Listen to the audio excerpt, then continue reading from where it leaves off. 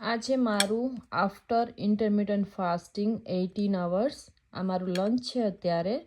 સાથે હું 32 બાર ફોર્મ્યુલા પણ કરું છું વેઇટ લોસ માટે, જે 32 વાર ચાવીને ખાવા માટે હોય છે. તો આજે મેં ફ્રૂટ લીધું છે લંચમાં, કારણ કે અત્યારે 12:15 વાગી ગયા છે મારે. એક અવોકાડો છે, કીવી લીધું છે, ઓરેન્જ ચેક, એક એપલ છે અને સ્ટ્રોબેરીઝ છે.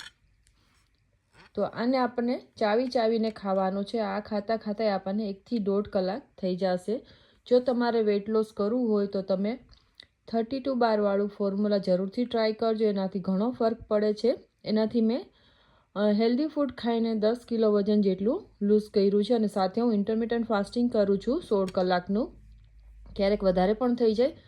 સાંજે 6 વાગે ખાઈ લેવાનું અને બીજા દિવસે સવારે તમારે 10 વાગે ફાસ્ટિંગને બ્રેક કરવાનો. પણ ગઈકાલે તો મેં 4 વાગે બપોરે ખાઈ લીધું હતું અને અત્યારે મારે સવારના 12:15 વાગ્યા છે.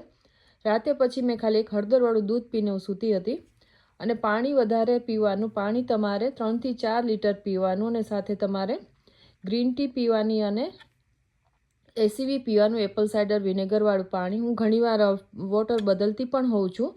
તો નેક્સ્ટ ટાઈમ જ્યારે પાણી બનાવીશ, વોટર બનાવીશ, ત્યારે એની રેસીપી, એનો વિડીયો પણ તમારી સાથે શેર કરી દઈશ. જો આ વિડીયો ગમ્યો હોય તો લાઇક, શેર અને સબસ્ક્રાઈબ કરજો. Thank you for watching. મળશું એક નવા વિડીયો, નવી રેસીપી સાથે. ત્યાં સુધી આવજો.